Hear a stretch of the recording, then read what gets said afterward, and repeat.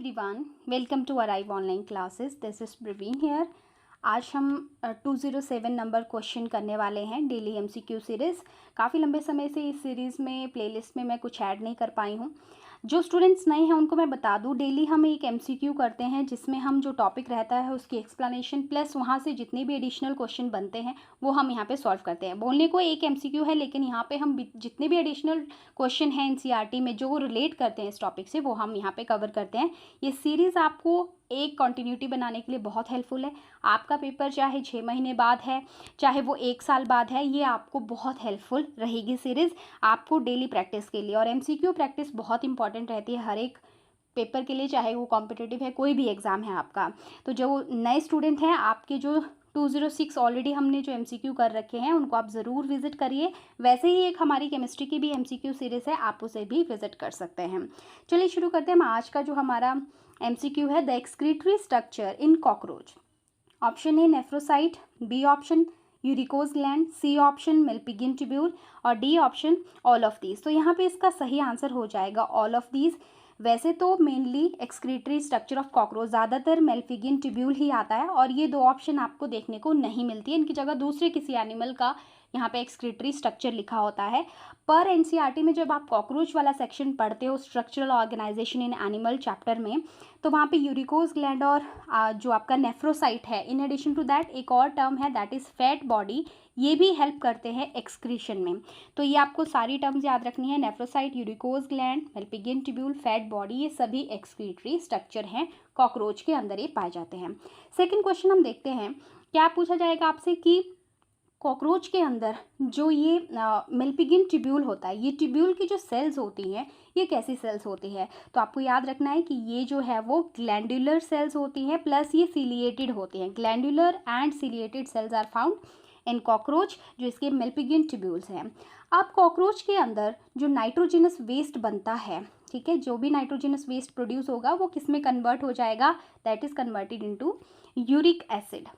Uric acid, अब जो animal uric acid produce करते हैं, फॉर एग्जांपल आपको क्वेश्चन ऐसे आ सकता है, the organism that produce the uric acid as a excretory product these are called. तो यूरिक एसिड जो बनाएंगे उनको हम बोलते हैं यूरिकोटैलिक एनिमल्स, राइट।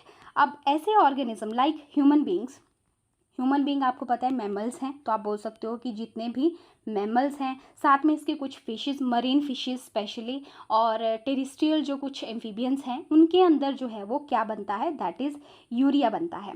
अब ये जो यूरिया है, अगर कोई ऑर्गेनिज्म यूरिया रिलीज़ करता है अपने एक्सक्रीटरी प्रोडक्ट में, तो हम उन्हें क्या बोलेंगे, दैट इज़ यूरियोटैलिक ऑर्गेनिज्म। जैसे ह्यूमन बींग कैसे हैं, यूरियोटैलिक एनिमल हैं। अब आपके पास तीसरी चीज़ आती है, अगर कोई ऑर्गेनिज्म जो है वो नाइट्रोजिनस वेस्ट प्रोडक्ट जो है अमोनिया है अगर, ठीक है, ये तीन ही मेजर हमारे पास एक्सक्रीटरी प्रोडक्ट है नाइट्रोजिनस वेस्ट जिन्हें हम कहते हैं, तो उन्हें हम क्या बोल देंगे, दैट इज़ अमोनोटैलिक ऑर्गेनिज्म। ये तीनों ही टर्म्स पूछी जाती हैं और तीनों ही वेरी वेरी इंपॉर्टेंट हैं साथ में। और इन टर्म से क्वेश्चन जो है वो एग्जाम्पल वाले आते हैं। जैसे मैंने आपको यूरिया का तो एग्जाम्पल बता दिया, human being, mammals, marine fishes और साथ में टेरिस्ट्रियल एम्फीबियन कहा। वैसे ही अगर हम बात करें, जैसे हमने कॉकरोच में क्या देखा, हमने देखा कि वो यूरिकोटैलिक है, यानी यूरिक एसिड बन रहा है। तो कौन कौन एनिमल इस कैटेगरी में आते हैं, जैसे कि रेप्टाइल्स आते हैं, बर्ड्स आते हैं, लैंड स्नेल्स, क्योंकि मैं आपको एनसीईआरटी के एग्जाम्पल बता रही हूँ, these are very important. Land snails आ गई और इंसेक्ट्स, ठीक है, कुछ इंसेक्ट इस कैटेगरी में आते हैं। इसके बाद तीसरा हमारे पास है, अगर कोई ऑर्गेनिज्म अमोनोटैलिक है, अमोनिया रिलीज कर रहे हैं, नाइट्रोजिनस वेस्ट, तो वो कौन कौन से हैं एग्जाम्पल, इसमें फ़िश कौन सी आती है, जो बोनी फिशेस हैं, यानी ऑस्टिक थाइज फिशेस भी हम इन्हें बोलते हैं कैटेगरी में, राइट। बोनी फिश आ गई, फिर इसमें आ गया आपके एक्वाटिक एम्फीबियंस प्लस इसमें जो है वो एक्वाटिक इंसेक्ट। थोड़ा सा हिंट आपको मैं दे देती हूँ, अगर अमोनिया के बारे में पूछा जाएगा तो अमोनिया मोस्टली जो एक्वाटिक एनिमल्स हैं वही प्रोड्यूस करेंगे और ये काफ़ी ज़्यादा टॉक्सिक होता है, सबसे ज़्यादा इन तीनों में सबसे ज़्यादा टॉक्सिक होता है।